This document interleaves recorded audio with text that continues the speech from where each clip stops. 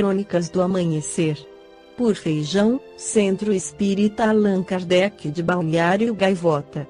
13 de março de 2022. E Deus criou a literatura, o grande romance da Bíblia, parte 4. Ricardo de Queiroz escreveu para o jornal El País dia 2011. Os autores, ou melhor, compiladores, que deram forma ao livro do Gênesis há 2700 anos não se empenharam muito em ocultar as contradições, que saltam aos olhos de um leitor atento desde o começo. Dois relatos consecutivos da criação se sucedem um após o outro. No primeiro, Elohim vai dando forma ao universo ao longo de uma semana e, por fim, no sexto dia criou o ser humano à imagem de Elohim, criou macho e fêmea. Imediatamente depois, no segundo capítulo, a divindade passa a se chamar Javé Elohim, modela o homem com o barro da terra, o leva a um jardim, depois faz brotar as árvores e cria os animais do campo, mas depois vê como o homem está sozinho e tira dele uma costela para que a mulher apareça. Outra passagem, somente algumas páginas depois, é muito mais desconcertante. Quando os humanos se multiplicaram e tiveram filhas, os filhos de Elohim viram que eram bonitas e tomaram algumas delas como esposas. Depois disso, os filhos de Elohim se juntaram com as filhas dos humanos e com elas fizeram filhos. Esses filhos são os heróis. Heróis que, se diz, conviveram com gigantes. É possível ler o Gênesis como uma obra literária, como outros grandes livros míticos da antiguidade, do mesmo modo que a Odisseia de Homero e a Epopeia de Gilgamesh, despojado dos dogmas construídos a partir dele por judeus, cristãos e muçulmanos. Essa é a proposta dos editores de El Libro del Gênesis Liberado, o livro do Gênesis Liberado, ainda inédito em português, da coleção Clássicos Liberados da Black Books. O tomo incluiu uma nova tradução, notas que levam a sua marca cultural e uma série de textos de diversos pensadores de Stephen Hawking a Kierkegaard, passando por Sara Mesa e Vinícius de Moraes que trazem um olhar diferente. Com o objetivo, laico, de que seja lido como um romance. Com toda a sua potência avassaladora, sua intensidade brutal, a construção de personagens, um estilo impactante e seco, que deixa os sentimentos de lado, que não dá muitos detalhes e que deixa margem à imaginação, nas palavras do editor da obra, Paul Ferrandis. Esta versão inclui breves notas que dão um respiro na leitura, mas o objetivo não é proporcionar contexto histórico, muito menos teológico, e sim interpelar ao prazer estético. Os editores também não querem chamar a atenção sobre as muitas peças do relato que não encaixam, incoerências que vão além das duas versões da criação. Caim, filho de Adão e Eva que matou seu irmão Abel, é desterrado, se casa e funda uma cidade.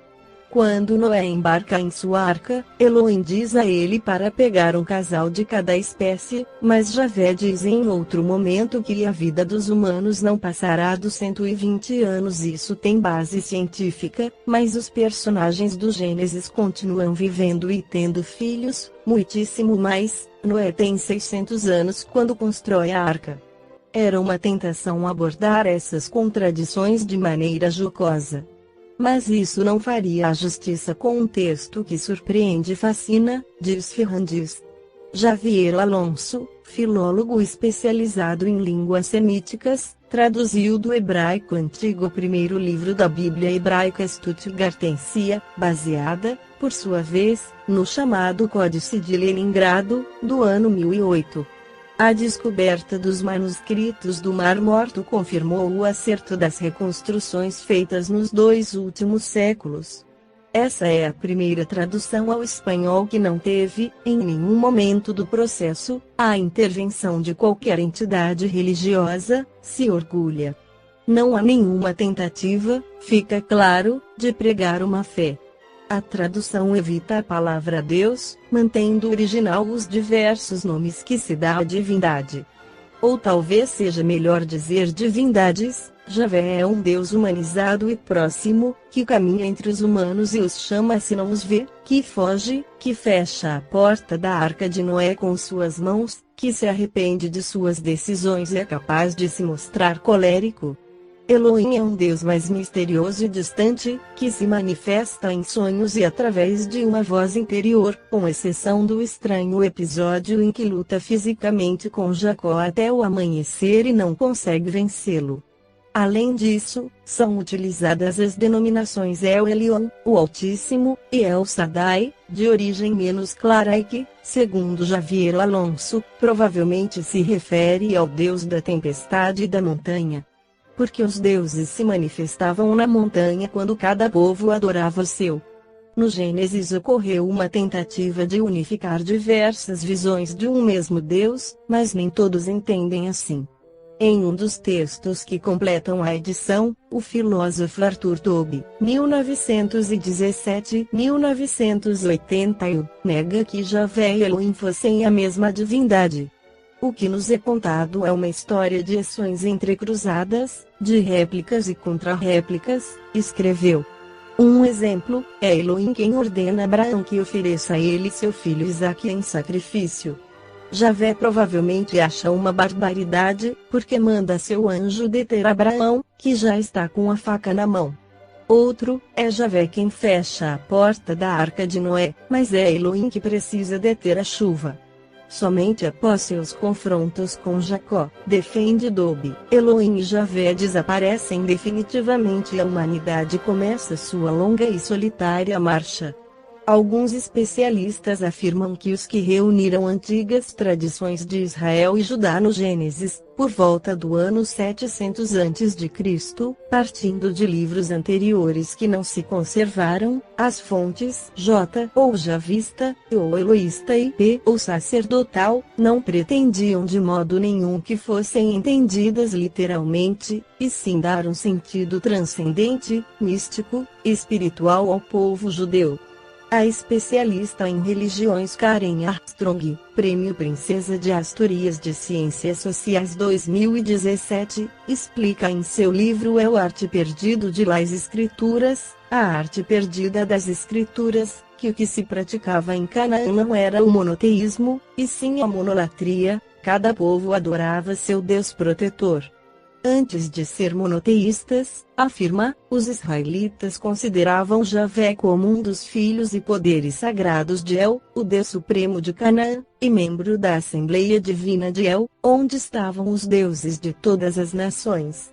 Elohim é o plural de El, mas no Gênesis seu nome é empregado no singular. Há passagens bíblicas, além do Gênesis, que reforçam essa visão. Dividimos em duas partes o que o livro Futuro Espiritual da Terra o Espírito André Luiz pela psicografia de Samuel Gomes coloca no 16 da segunda parte mais informações sobre o legado das raças adâmicas, mas existem aqueles grupos de religiosos que sustentam uma inconsciência muito grande e não se encontram preparados para compreender a realidade de nossa existência. Não podendo ser efetivamente despertados. Estes serão acordados em outro planeta, que os receberá para que possam introduzir os aspectos religiosos de suas tradições para os homens primitivos em desenvolvimento junto a eles correspondem ao exemplo do trabalho realizado pela raça judaica quando vieram em exílio para a Terra, introduzindo a adoração ao Deus único e a escrita de seu livro sagrado a Bíblia com toda a história de sua peregrinação. Citando a formação do novo mundo, o paraíso perdido e tudo aquilo que será escrito, de forma simbólica, sobre o seu degredo para esse planeta. Aqueles que apresentam condições espirituais para continuarem na Terra são dirigidos a mais amplos esclarecimentos e trabalhos de preparação para contribuírem, por sua vez, com a parte que lhes cabe na estruturação do mundo regenerado. Com relação ao grupo que será deportado e refletindo o estudo das raças adâmicas que se dividiram em 4 braços, representando os 4 rios que desceram do Éden, encontram-os na Terra os estudiosos da Bíblia judeus, espiritualistas hindus, cientistas egípcios, materialistas e ateus, arianos. Cada um desses grupos será chamado a contribuir com o novo Cristo planetário de acordo com seus compromissos específicos, auxiliando na edificação dos potenciais que precisam ser desenvolvidos naquele orbe em crescimento. Seguiu o instrutor Alexandre. Aproveitando o ensejo desse assunto, voltemos a analisar a história de Adão e Eva.